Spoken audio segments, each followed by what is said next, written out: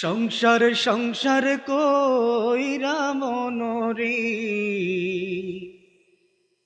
করলি না বন্দিগি।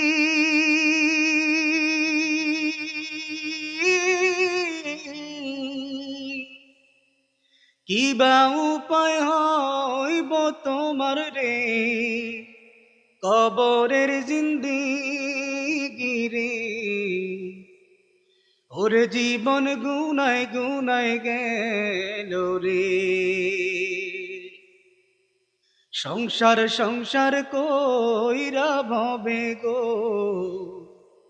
করলি না বন্দেগি। কি বা উপায় হইব তোমার গো কবরের জিন্দিগি রে। ওরে জীবন গুনায় গুনায় গেল রে। নিঃশ্বাসের বিশ্বাস কইরা গো বদলাম বাড়ি ঘর।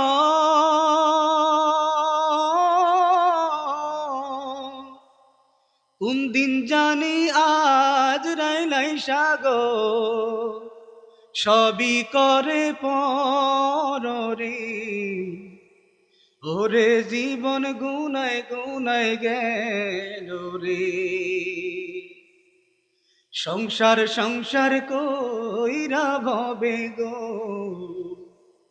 করলি না বন্দেগি।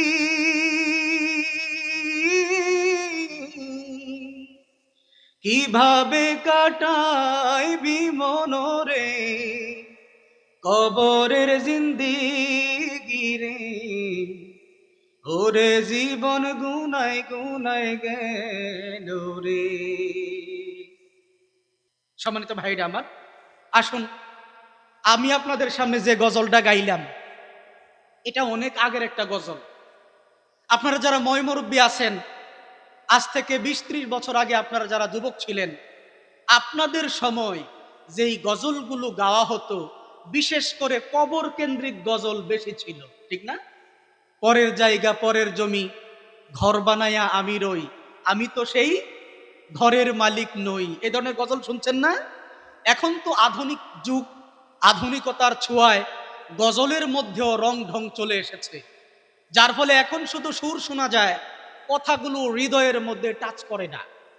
প্রিয় ভাইরা আমার, আমরা যে যা করি না কেন একদিন কি কবরের মধ্যে আমাদেরকে শুইতে হবে না ভাই? এখন কবর ঘরে যাওয়ার আগে যদি সামান তৈরি করতে না পারি তাহলে কবর ঘরে আমাদের কি অবস্থা হবে আমাদের একটু ভেবে দেখা দরকার আছে নাকি নাই? সম্মানিত ভাই আমার, আপনি যদি 40 দিনের চিল্লার জন্য বেরিয়ে যান, স্বাভাবিকভাবেই ওই 40 দিনের জন্য আপনার একটা প্রস্তুতি থাকে। পকেটের মধ্যে বেশ কিছু টাকা রাখতে হয়, কিছু সামান নিতে হয়, আসবাবপত্র নিতে হয়, কিছু কাপড় চোপড় নিতে হয়। কারণ হলো 40 দিন আপনি বাড়ি ছেড়ে থাকবেন, ওখানে আপনার নিত্য প্রয়োজনীয় কিছু জিনিস দরকার পড়বে, এগুলোর ব্যবস্থাপনা আগে থেকেই করতে হয়, ঠিক না? প্রিয় ভাই আমার, আপনি যদি 1 বছরের জন্য 1 সাল লাগান, আপনার প্রস্তুতি কি 40 দিনের চাইতে বেশি হবে নাকি কম হবে বলেন তো?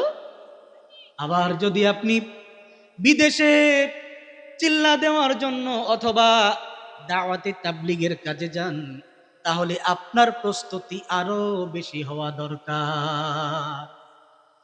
সম্মানিত ভাইরা আমার, তাহলে 40 দিনের জন্য, 3 মাসের জন্য, 1 বছরের জন্য বিদেশের জন্য যদি চিল্লায় যায়, এইখানে যেমন আমাদের প্রস্তুতির দরকার, যেই জীবনের শুরু আছে শেষ নাই, ওই জীবনের জন্য আমাদের প্রস্তুতির দরকার আছে নাকি নাই? না আপনাদের উত্তর শুনে ভালো লাগে না, আমার প্রতি আপনার কি রাগ গুসা? তাহলে একটু জোরে সুরে বলতে পারেন না ভাই? বলেন ওই অনন্ত জীবন, যেই জীবনের শুরু আছে শেষ নাই, ওইটার জন্য কি আমাদের প্রস্তুতির দরকার আছে নাকি নাই? এই জন্যই আল্লাহ তাআলা বলেন পবিত্র কুরআনুল কারীমের ৫৯ নম্বর সূরা, সূরার নাম হলো সূরা হাসর।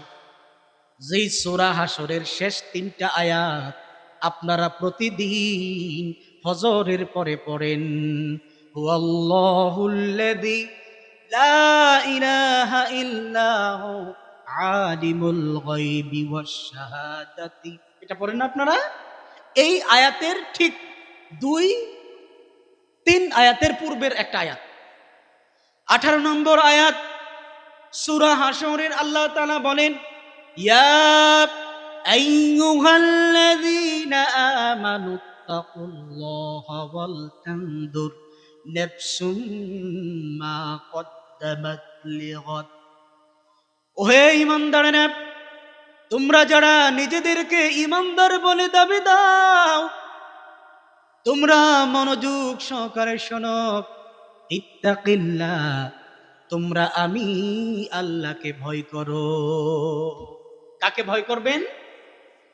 প্রিয় ভাইরা আমার, এই আয়াতের মধ্যে আল্লাহ রাব্বুল আলামিন ঈমানদারদের জন্য দুটি বিষয় উল্লেখ করেছেন। প্রথম নম্বর বিষয়ের নাম হলো ইত্তাকিল্লাহ, আল্লাহকে ভয় করো। আল্লাহর ভয় ভিতরে আনতে হবে। এর কারণ হলো আল্লাহর ভয় যদি আপনার ভেতরে না আসে, আপনি কোনোদিন ইবাদত করতে পারবেন না।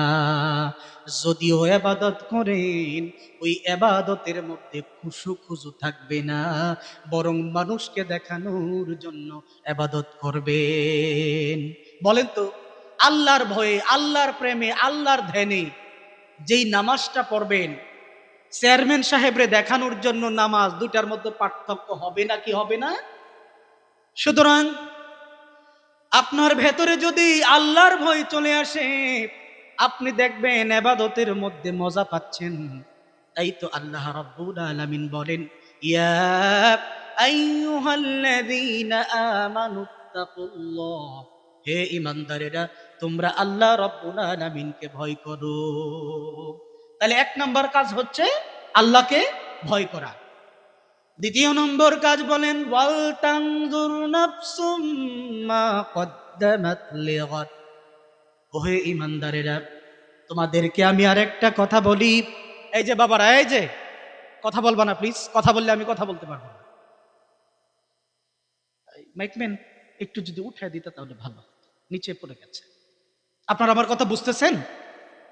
যদিও অল্প মানুষ, কি বুঝেন আমি বলতে পারতেছি না, তারপর একটু বোঝার চেষ্টা করবেন ইনশাআল্লাহ। বুঝছো? এরপরে আর উঠবে না, আরেকটু উঠাও। ওকে, ঠিক আছে, ঠিক আছে। আল্লাহ তাআলা বলেন হে ঈমানদারেরা, তোমাদের দ্বিতীয় নম্বর কর্তব্য হচ্ছে ওয়াল তানজুর নাফসুম মা কদ্দামাত লিগাদ। তোমাদের সামনে যে অনন্ত জীবন, যেই জীবনের শুরু আছে শেষ নাই, ওই জীবনের জন্য তুমি কি উপার্জন করেছো? তোমরা কি সামানা জোগাড় করেছো? তোমরা কি পুঁজি তৈরি করেছো? এটা তোমরা মনে মনে একটু ভেবে দেখো। এর কারণ হলো আল্লাহ তাআলা বলতেছেন, পরে বলতেছেন ইন্নাল্লাহা খাবীরুম বিমা তা'মালুন। এই দুনিয়ার জমিনে তোমরা যা আমল করতেছো, আমি আল্লাহ সব কিছু জানি। আমি আল্লাহ সবকিছু জানি। সম্মানিত ভাইরা আমার, তাহলে এই আয়াত থেকে আমরা পাই দুইটা শিক্ষা আল্লাহ দিয়েছেন।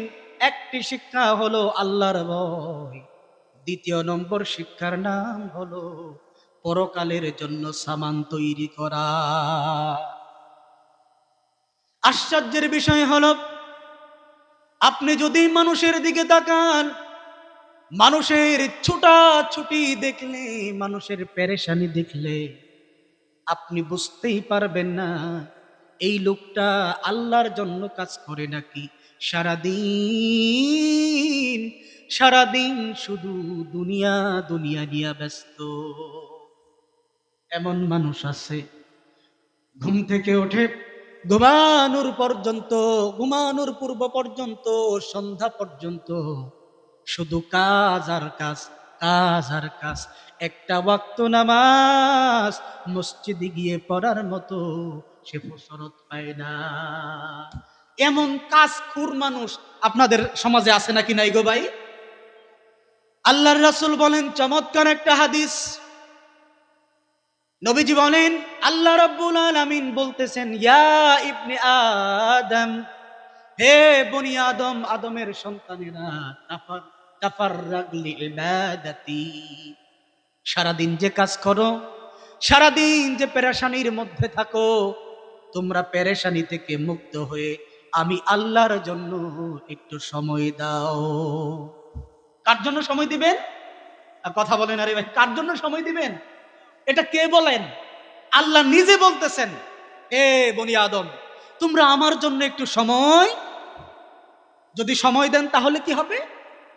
আল্লাহ বলেন যদি তোমরা আমাকে সময় দাও, তার মানে ইবাদত করো, আমি তোমাদের জন্য দুইটা জিনিস দেব। আর যদি সময় না দাও তাহলেও দুইটা জিনিস দেব। জানা দরকার আছে নাকি নাই? আল্লাহ রাব্বুল আলামিন বলেন যদি তোমরা আমাকে সময় দাও তাহলে তোমাদের প্রথম নাম্বার হলো তোমাদের অন্তরের মধ্যে আমি শান্তি দিয়ে ভরপুর করে দেব। সুবহানাল্লাহ পড়ি। আমাকে বলেন তো, পেরেশানি নাই, টেনশন নাই, এইরকম মানুষ বাড়ি চালান দিলে আপনাদের সমাজে খুঁজে পাওয়া যাবে? টেনশন নাই, পেরেশানি নাই, এইরকম মানুষ সমাজে খুঁজে পাওয়া যাবে না। ঘুমের বড়ি খাইলে ঘুম আসে, কিন্তু মাথা থেকে টেনশন দূর হয় না। এই টেনশন দূর করতে হলে আল্লাহর রহমত ভেতরে আনতে হবে। আল্লাহ বলেন যদি তোমরা আমাকে ইবাদতের সময় দাও রে বান্দা, প্রথম নম্বর তোমাদের অন্তরের পেরেশানি দূর করে দেব, আর দুই নাম্বার হলো তোমাদের রিজিকের পেরেশানি আমি দূর করে দেব। আর যদি তোমরা আমার জন্য সময় বের করতে না পারো, সারাদিন কাজ নিয়ে ব্যস্ত থাকো, তাহলে আমি তোমাদেরকে দুইটা জিনিস দেব। এক নাম্বার হলো যেই কাজের জন্য তোমরা আমাকে সময় দিতে পারো না, আমি তোমাদের দুই হাত ভরে ওই কাজ দিয়া দেব, সারাদিন কাজের মধ্যে ডুবায়া রাখবো। কেমন কাজ করতে পারি সেবার কাজ কর। বুঝেন নাই মনে হয়? কাজের জন্যই তো আমাকে ডাকিস না, সুতরাং তোমাকে কাজের মধ্যে ডুবায় রাখবো, কেমন কাজ করতে পারো এবার করতে থাকো। দুই নাম্বার হলো তুমি যদি আমাকে ইবাদতের সময় না দাও তাহলে আমি তোমার গরিবী হালত, দরিদ্র হালত, হাই হাই নাই নাই খাই খাই টাইপের যে অভাব, সেই অভাব থেকে কখনোই উত্তরণ করব না, বরং ফকিরি হালত, গরিবী হালত, নাই নাই নাই নাই ভাব তোমার মধ্যে সারাক্ষণ রেখে দেব। নাউজুবিল্লাহ পড়ি। আচ্ছা বলেন তো, এই যে হাদিসের মধ্যে আল্লাহ আমাদেরকে দুইটা জিনিস দিবেন বলছেন, একটা হচ্ছে তোমাদের অন্তরের মধ্যে আমি প্রাচুর্যতা দান করব, আমার রহমত দিয়ে ভরপুর করে দেব, তোমার কোনো দুশ্চিন্তা থাকবে না। বলেন তো এটা আমাদের দরকার আছে নাকি নাই? দুই নাম্বার হচ্ছে তোমার রিজিকের পেরেশানি আমি দূর করে দেব, এটা দরকার আছে না ভাই? আছে। আর যদি আপনি ইবাদত না করেন তাহলে সারাক্ষণ ওই যে কাজ, কাজের মধ্যে দৌড়াবেন। কুকুরের হাঁটা আর দৌড় একরকম। কুকুর কোনোদিন ভদ্রলোকের মতো হাঁটছে দেখছেন আপনারা? কথা বলেন আরে ভাই। আচ্ছা আপনারা কি আমার ভাষা বুঝেন? তাহলে তো একটু উত্তর দেওয়া দরকার আছে, যদিও মুরব্বী মানুষ। কেন উত্তর দিবেন? কারণটা কি? কারণ হলো এই বাচ্চারা, এই তোমাদেরকে বারবার ডিস্টার্ব ভালো লাগে না কিন্তু। আসো, চলে আসো, ভিতরে আসো, আয়সা বসো, বাহির থেকে দেখবে না। আল্লাহ তাআলা কোরআনের মধ্যে বলেন, শুনতেছেন, মা ইয়ালফিজু মিন কাউলিন ইল্লা লাদাইহি রাকীবুন আতীদ। ও বান্দা তুমি যে কথা বলো প্রত্যেকটা কথা রেকর্ড করার জন্য একটা রেকর্ডার আমি ফিট করে দিয়েছি। সুবহানাল্লাহ পড়েন। কিয়ামতের ময়দানে যখন আমলনামা হিসাব করা হবে, ওজন দিয়ে যখন মাপা হবে, তখন আপনার খারাপ কথাগুলো এক পাল্লায়, ভালো কথাগুলো এক পাল্লায় রাখা হবে। আপনি কি চান না যে আপনার ভালো পাল্লার মধ্যে কিছু কথা থাকুক? এটা কি আপনারা চান না? তাহলে সুবাহান আল্লাহ, আলহামদুলিল্লাহ, মাহফিলের মধ্যে দু চারটা কথা, এই কথাগুলো কিয়ামতের মাঠে আপনার পক্ষে সাক্ষ্য দেবে। সুবহানাল্লাহ বলেন। তাহলে উত্তর দেওয়া দরকার আছে নাকি নাই ভাই? দ্বিতীয় নম্বর কথা হলো, আপনারা যদি উত্তর না দেন তাহলে আমার মধ্যে আপনাদের মধ্যে কানেক্টিভিটি থাকবে না। আমি শুধু বলেই গেলাম, আপনারা শুধু শুনলেন, মূলত বুঝবেন না কিছু। এই জন্য একজন বক্তার দায়িত্ব হচ্ছে শ্রোতাকে মাঝে মাঝে প্রশ্ন করা, যেন তার প্রতি, বক্তার প্রতি শ্রোতার যেন আপনার খেয়ালটা, ধ্যানটা, কানেক্টিভিটিটা একটু থাকে। যদিও আপনারা কষ্ট পান প্রশ্ন করলে, এটা আসলে মূলত আপনাদের উপকারের জন্যই করা হয়। সম্মানিত ভাই, আমরা বলছিলাম যে আল্লাহ রাব্বুল আলামিন আমাদেরকে বলতেছেন, এই ইমানদারগণ, তোমরা আমাকে ভয় করো এবং পরকালের জন্য কি আমল করেছো, কি সামান তৈরি করেছো, এই ব্যাপারটা একটু ভেবে দেখো। আচ্ছা বলেন, আল্লাহ যেই কথা বলে এই কথার গুরুত্ব আছে নাকি নাই? কিন্তু দুর্ভাগ্যজনক হলেও সত্য, আমরা এই কথারে কোনো গুরুত্ব দিই না। অথচ আল্লাহর রাসূলের সাহাবীরা আল্লাহ রাব্বুল আলামিনের আয়াতের, আল্লাহ রাব্বুল আলামিনের নাজিলকৃত কোরআনুল কারীমের প্রত্যেকটা কথাকে তাদের জীবনের চাইতে বেশি মূল্যায়ন করতেন। সুবহানাল্লাহ ওয়া বিহামদিহি। আল্লাহর রাসূল সাল্লাল্লাহু আলাইহি ওয়াসাল্লাম যা বলেছেন, একটা জুতাকে যেমন আরেকটা জুতা হুবহু অনুসরণ করে, সাহাবীরা আল্লাহর রাসূলের কথাকে হুবহু অনুসরণ করতেন। সুবহানাল্লাহ পড়ি। আসেন আমরা একটা ঘটনা বলে আলোচনা শেষ করব ইনশাআল্লাহ। আর 15টা মিনিট আপনাদেরকে কষ্ট দেব, রাজি আছেন না ইনশাআল্লাহ? রে ভাইরা আমার, হযরত উমরে ফারুক রাদিয়াল্লাহু তাআলা আনহু এর নাম শুনছেন? কথা বলতে হবে। ওই মুরব্বি ঘুমায়, ঘুমায়েন না, একটু শুনেন। হযরত উমরে ফারুক রাদিয়াল্লাহু তাআলা আনহু এর সময়কার একটা ঘটনা। আল্লাহর রাসূলের একজন সাহাবী ছিলেন, খুব নরম মেজাজের সাহাবী, যিনি দুনিয়ার জীবনকে আখেরাতের কাছে বিক্রি করে দিয়েছেন। সুবহানাল্লাহ পড়ে। এমনকি এই ব্যক্তির জীবনীতে পাওয়া যায়, আমি ঘটনাটা বলবো একটু পরে, পর পর 3 দিন পর্যন্ত তার বাড়িতে চুলা ধরে নাই। এইরকম সহজ সরল জীবন যাপন করতেন। তিনি বলতেন, আমি আমার দুনিয়ার জিন্দিগিকে আখেরাতের বিনিময়ে বিক্রি করে দিয়েছি। আল্লাহ যে বলছে, ওয়াল তানজুর নাফসুম মা কদ্দামাত লিগাদ, কিয়ামতের দিনের জন্য, পরকালের জন্য তুমি কি সংগ্রহ করেছো, এটা একটু ভেবে দেখো। সাহাবীরা কিভাবে ভেবে দেখতেন, আমরা এটা ইনশাআল্লাহ একটু পড়বো, বলবো। হযরত ওমর রাদিয়াল্লাহু তাআলা আনহুর শাসনামল, তিনি মদিনার প্রেসিডেন্ট। তখন অর্ধ পৃথিবীর শাসক হচ্ছেন হযরত ওমর। তিনি মদিনায় কেন্দ্রীয় দায়িত্বে। পাশে যে আরো অনেকগুলো প্রদেশ আছে, ওইটার জন্য কি গভর্নর নিয়োগ করতে হবে না? কথা বলেন। সিরিয়া একটা অঞ্চলের নাম হলো হিমস, বর্তমান যে সিরিয়া, হিমস একটা অঞ্চল। ওই সময় হিমস জায়গাটা ছিল ব্যবসার জন্য সবচাইতে গুরুত্বপূর্ণ জায়গা। ওখানে চমৎকার ব্যবসা হতো। গোটা বিশ্বের মধ্যে সবচেয়ে বেশি ব্যবসা হতো সিরিয়ার হিমসে। যেই জায়গার মধ্যে ব্যবসা হয়, ওইখানের মানুষের জীবনযাত্রার মান উন্নত হয়, কারণ ওখানে টাকা পয়সার খেলাধুলা হয়। হযরত উমর রাদিয়াল্লাহু তাআলা আনহু সাঈদ ইবনে আমের আল জুমাহি রাদিয়াল্লাহু তাআলা আনহু, ওই যে যিনি দুনিয়ার জিন্দেগিকে আখিরাতের বিনিময়ে বিক্রি করে দিয়েছেন, তাকে ওই হিমসের শাসনকর্তা বানিয়ে পাঠিয়ে দিলেন। বুঝছেন? কিছুদিন পরে ওই হিমস থেকে ওমর রাদিয়াল্লাহু তাআলা আনহুর কিছু প্রিয় মানুষ বা গোয়েন্দা ওইটা অবজারভেশন করে উমরের কাছে আসলেন। আসার পরে উমর বললেন, হে আমার লোকেরা, হিমস যে দেখাশোনা করে আসছো, তোমাদের কাছে আমি 100 জন মানুষের তালিকা চাই যারা হিমসের সবচাইতে গরিব দরিদ্র। এরকম 100 জন মানুষের তালিকা দাও, আমি তাদেরকে কিছু হাদিয়া পাঠাবো। এই লোকেরা যাচাই বাছাই করে 100 জনের তালিকা দিলেন। হযরত উমর ওই তালিকা ধরে অবাক হয়ে গেলেন। 1 নাম্বার নাম হচ্ছে সাঈদ ইবনে আমের আল জুমাহি রাদিয়াল্লাহু তাআলা আনহু, যিনি হিমসের মতো বন্দর নগরী, ব্যবসায়িক নগরীর এত বড় লোক একটা এলাকা, কমার্শিয়াল এলাকার একজন শাসনকর্তা। তিনি হচ্ছেন ওই এলাকার সবচাইতে দরিদ্র মানুষ। আপনারা আমার কথা মনে হয় বুঝতে পারেন নাই।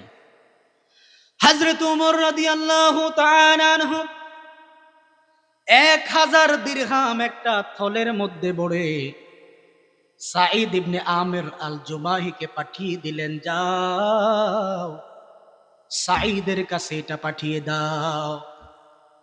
দূত যখন তার কাছে এই 1000 দিরহাম নিয়ে পৌঁছিয়ে দিল, তিনি দিরহাম ধরে সাথে সাথে হাত থেকে ছুঁড়ে ফেলে দিলেন। ইন্না লিল্লাহি ওয়া ইন্না ইলাইহি রাজিউন বললেন। ঘর থেকে তার বিবি দৌড়িয়ে আসলো, এসে বলল, হে সাঈদ, ও আমার প্রাণের স্বামী, কি হলো? ভয়ঙ্কর কোনো ঘটনা নাকি? আমিরুল মুমিনিন হযরত উমর মারা গেছেন নাকি? সাঈদ বললেন, না, তার চাইতে গুরুত্বপূর্ণ ঘটনা। তাহলে কি হলো? মুসলমানদের উপরে বেদিন কাফেররা আবারও হামলা করেছে নাকি? তিনি বললেন, না না, তার চাইতেও গুরুত্বপূর্ণ ঘটনা ঘটেছে।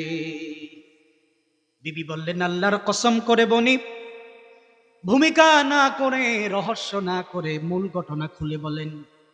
সাঈদ ইবনে আমের বলে, নগো বিবি, যেই দুনিয়াকে আমি প্রচন্ড ভয় পাই, সেই দুনিয়া আজকে আমার ঘরে চলে এসেছে। আমার আখিরাতকে বুঝি বরবাদ করে দিতে চায়। বিবি বললেন, ওগো আমার প্রাণের স্বামী, যেই দুনিয়া ঘরে প্রবেশ করেছে, এই দুনিয়াকে আপনি বাহিরে বের করে দেন। ও বিবি, তুমি আমাকে সাহায্য করবে নাকি? অবশ্যই সাহায্য করব। ছোট ছোট পুটলি বানাও। পুটলি বানানো হলো।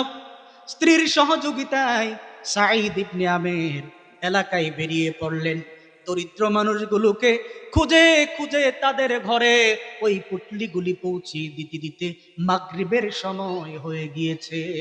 নামাজ পড়ে শূন্য হাতে তিনি একেবারে প্রশান্ত মনে তার ঘরের ভেতরে প্রবেশ করলে। সুবহানাল্লাহ বলবেন না? আচ্ছা বলেন তো, দুনিয়ার লোভ নয় এইরকম নেতা, এইরকম শাসক আমাদের দেশে কি আছে? আর যদি আমাদের নেতাদেরকে এইরকম এক পুটলা ভর্তি স্বর্ণের মোহর দেয়া হতো, তাহলে তারা কি করত?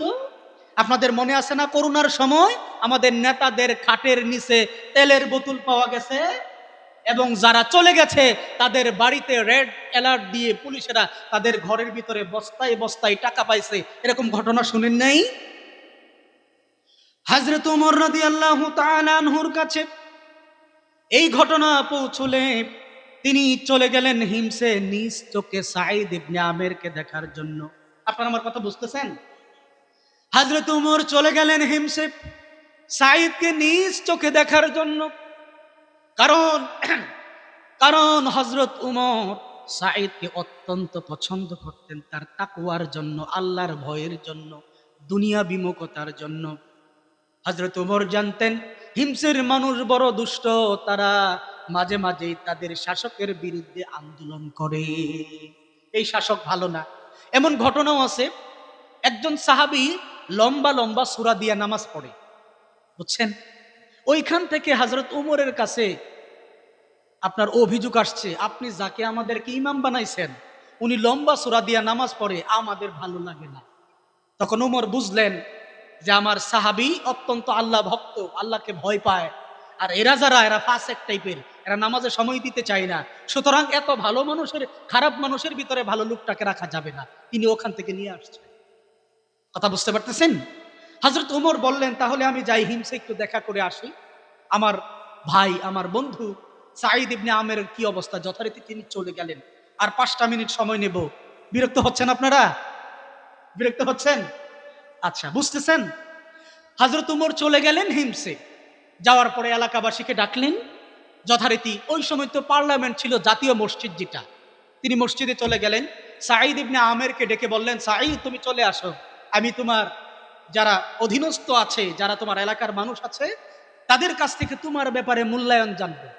যথারীতি চলে গেলেন। বললেন, আচ্ছা, আপনাদের কাছে আমি যেই গভর্নর পাঠালাম, ওয়ালি পাঠালাম, আরবিতে বলে ওয়ালি, বাংলায় বলে গভর্নর, ওয়ালি পাঠালাম, তার ব্যাপারে আপনাদের কি কোনো অভিযোগ আছে?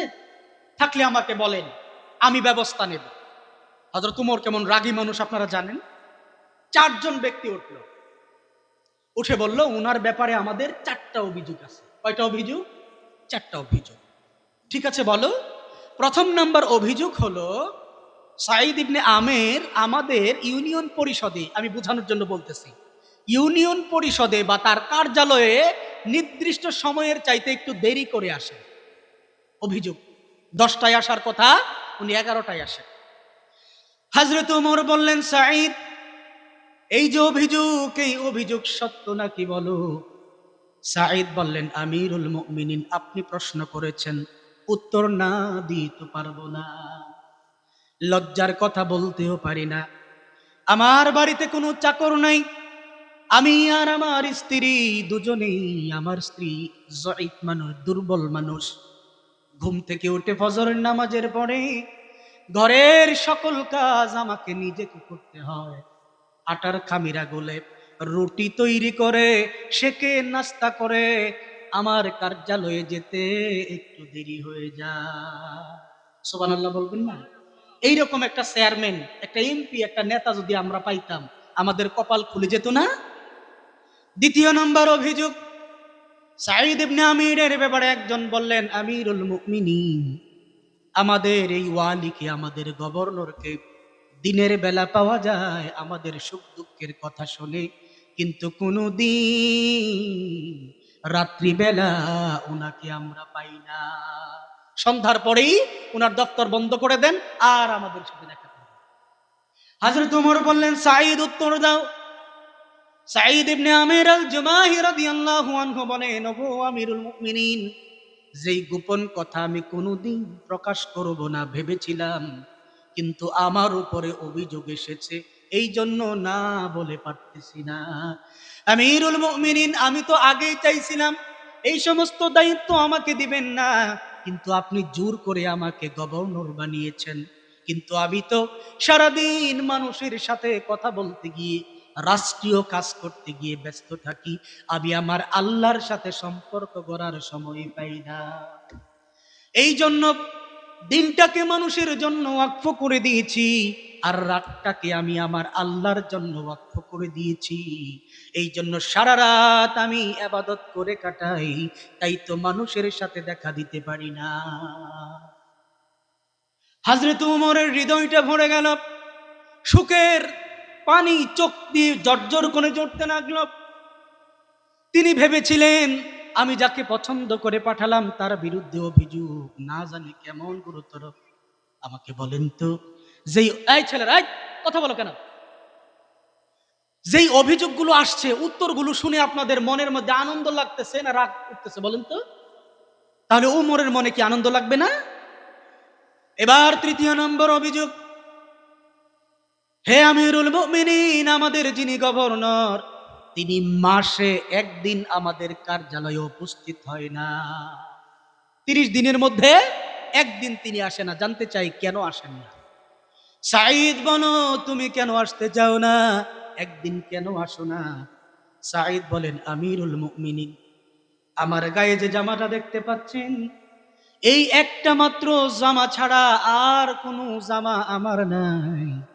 আমাকে তো দেশ বিদেশের রাষ্ট্রীয় অনেক মানুষের সাথে দেখা করতে হয়, তাই তো একটা মাস পরে এই জামাটা যখন নোংরা হয়ে যায়, বিশ্রী গন্ধ যখন বের হয়, তখন দৌত করা ছাড়া পরার মতো আর উপায় থাকে না। যেহেতু একটা জামা, এটা দৌত করে আমি যখন রুদ্রে দিই, রুদ্রে দিলে শুকাতে শুকাতে যতটা সময় হয়, এতটা সময় আমি যেতে পারি না। এটা যখন শুকিয়ে যায়, হয়তো দিন বাড়ি হলে, দিন যখন হেলে যায়, হয়তো বিকালের দিকে আমি কার্যালয়ে যাই, একদিন পুরাটা মার দেই, এটা সত্য নয়। সুবহানাল্লাহ বলি। আচ্ছা, আপনারা কেমন বুঝেন এই লোকটা কেমন ছিল বলেন? দুনিয়ার জিন্দেগিকে আখেরাতের বিনিময়ে বিক্রি করে দিয়েছেন। 4 নম্বর অভিযোগ, কয়টা অভিযোগ বলছিলাম? 4টা। আপনারা বুঝতেছেন? আলহামদুলিল্লাহ। 3টা চলে গেছে, আর 2 মিনিটে 4 নম্বর অভিযোগ শেষ করে আমি আমার আলোচনা শেষ করব ইনশাআল্লাহ। 4 নম্বর অভিযোগ, হে আমিরুল মুমিনিন, সাঈদ ইবনে আমর মাঝে মাঝে অজ্ঞান হয়ে যায়, মনে হয় মির্কি ব্যারাম আছে। ও সাঈদ, তোমার নাকি মির্কি ব্যারাম, অজ্ঞান হয়ে যাও। আমিরুল মুমিনিন, মির্কি ব্যারাম আমার নাই, কিন্তু অজ্ঞান হয়ে যায় এটা সত্য, এর পিছনে কারণ আছে। কারণটা কি? হযরতে খুবাইব রাদিয়াল্লাহু তাআলা আনহু কাবা ঘরের পাশে মক্কার কাফেরেরা যখন তাকে ফাঁসির কাস্টে ঝুলাচ্ছিল, হাত পা কেটে দিচ্ছিল, আমি তখন দূরে দাঁড়িয়ে দেখছিলাম। আমি তখন কাফের ছিলাম। হযরত খুবাইব শাহাদাতের আগে আল্লাহর কাছে ফরিয়াদ করে বলেছিল, ও রব্বুল আলামিন, যারা আমাকে হাত পা কেটে দিচ্ছে, শুলে চড়াচ্ছে, আপনি তাদেরকে গুনে রাখুন, চিনে রাখুন, তাদেরকে একটা একটা করে আপনি শাস্তি দেবেন। আমি নিজ চোখে সেই ঘটনা দেখেছিলাম। মাঝে মাঝে যখন আমার ওই দিনের ঘটনা মনে হয়, আমি নিজেকে ধরে রাখতে পারি না, আমি পাগল হয়ে যাই। কিয়ামতের ময়দানে খুবাইব যদি আল্লাহর কাছে আমার বিরুদ্ধে নালিশ করে, আমি কেন তার সাহায্য করতে পারি নাই? আমি কিয়ামতের মাঠে কি জবাব দেব, এই ভয়ে আমি অস্থির হয়ে যাই। তাই তো আমি মাঝে মাঝে অজ্ঞান হয়ে যাই। কথা বুঝতে পারতেছেন? হযরত ওমর জায়গা থেকে উঠে গেলেন, জড়িয়ে ধরলেন সাঈদ ইবনে আমিরকে, বললেন, যেই কনফিডেন্স নিয়ে আমি তোমাকে এখানে পাঠিয়েছিলাম, তুমি আমার মুখ উজ্জ্বল করে দিয়েছো হে সাঈদ। প্রিয় ভাইরা আমার, সাহাবীদের ভেতরে আল্লাহর ভয় কতটা ছিল, যেই ভয়ে তারা দুনিয়াকে বিলীন করে দিয়েছেন। আমাদের ভেতরে সে ভয় আনা দরকার আছে নাকি নাই? আজকের আলোচনার মূল আলোচ্য বিষয় ছিল, আমি শেষ করছি। আলোচনার মূল আলোচ্য বিষয় ছিল আল্লাহর ভয়। দুই, পরকালের জন্য সামান তৈরি করা। আসুন আমরা আল্লাহকে ভয় করি এবং আল্লাহর ভয়ের ভিত্তিতে পরকালের সামান তৈরি করি। সেই তৌফিক আল্লাহ আমাদেরকে দান করুক। সকলে পড়ছি আমিন। আসসালামু আলাইকুম ওয়া রাহমাতুল্লাহি ওয়া বারাকাতুহু।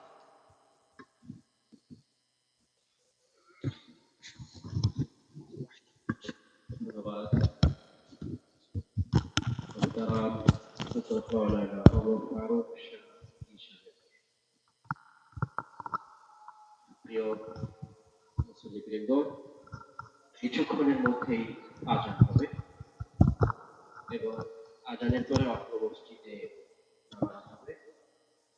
আমাদের যাদের প্রয়োজনে আমরা উঁচু করে দ্রুত মসজিদে চলে যাই। আল্লাহ